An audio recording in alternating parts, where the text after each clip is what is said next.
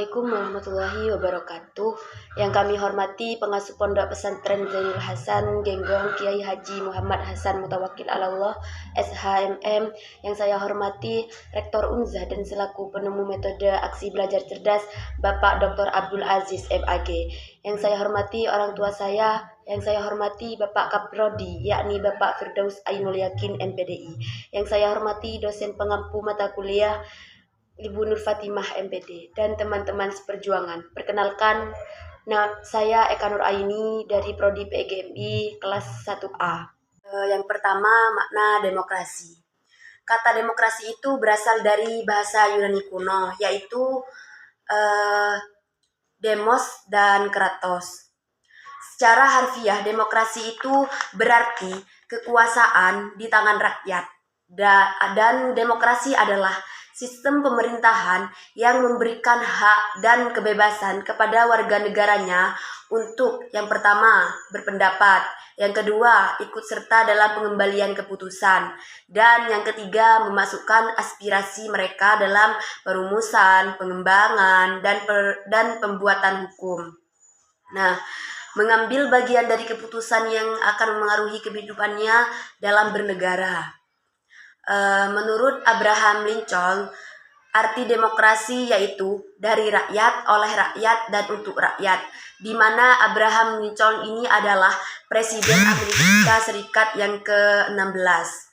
Yang kedua, macam-macam demokrasi. 1.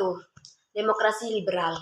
Demokrasi liberal adalah sistem politik yang menganut kebebasan individu. Secara konstitusional, ini dapat diartikan sebagai hak-hak individu dan kekuasaan pemerintah. Yang kedua adalah demokrasi terpimpin. Demokrasi terpimpin merupakan sistem demokrasi yang berlaku di Indonesia dari tahun 1959 sampai 1966. Di mana semua kekuasaan terpusat di tangan Presiden Soekarno. Ini memberi Soekarno kekuasaan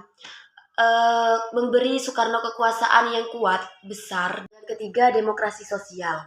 Demokrasi sosial adalah sistem politik yang menggabungkan prinsip-prinsip demokrasi dengan nilai-nilai sosial. Tujuannya adalah untuk mencapai kesejahteraan sosial dan keadilan bagi semua warga negara melalui intervensi negara dalam ekonomi dan kebijakan sosial. Yang keempat adalah demokrasi partisipasi.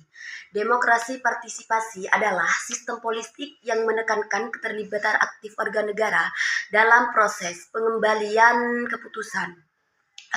Dalam metode ini bukan hanya pemilihan umum yang penting, tetapi juga berbagai bentuk partisipasi, seperti contohnya konsultasi publik dan forum diskusi. Nah, kayak gitu contohnya.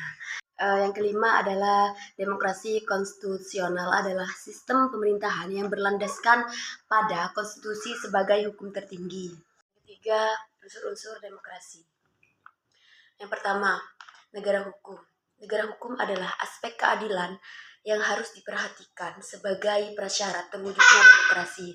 Selain pengakuan hukum itu sendiri, dapat dikatakan negara hukum dalam arti formal adalah penegakan hukum yang dihasilkan oleh lembaga legislatif dan penyelenggaraan negara.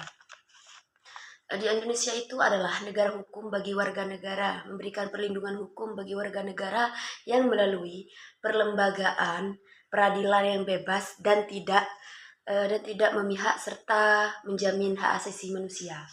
Yang kedua adalah masyarakat medani. Kata medani ini berasal dari bahasa Arab, yaitu sivil, yang artinya beradab. Masyarakat medani adalah masyarakat yang memiliki norma-norma yang baik dalam menjalani, memakai, dan membangun kehidupannya. Masyarakat medani juga memiliki kemandirian dalam menjalankan kegiatan sosial, ekonomi, dan politiknya. Ketiga adalah infrastruktur politik. Infrastruktur politik ini merujuk pada struktur dan sistem yang mendukung proses politik di suatu negara. Ini termasuk lembaga-lembaga pemerintahan, sistem hukum, partai politik, dan organisasi masyarakat sipil. Infrastruktur politik berfungsi untuk mengatur interaksi antar berbagai aktor politik, mendukung partisipasi warga, serta memastikan bahwa kebijakan publik dapat diimplementasikan secara efektif. Keempat adalah norma-norma demokrasi. Ada beberapa norma-norma demokrasi, yaitu diantaranya yang pertama, pentingnya kesadaran. Yang kedua, pertimbangan moral. Yang ketiga, musyawarah. Yang keempat, pemufakatan yang jujur dan sehat. Dan yang kelima adalah pemahaman segi ekonomi. Yang keenam adalah bekerja sama antar warga masyarakat dan memiliki pandangan kemanusiaan politik dan optimis. Yang ketujuh adalah pandangan hidup demokrasi yang harus dijadikan unsur yang menyatu dengan sistem pendidikan.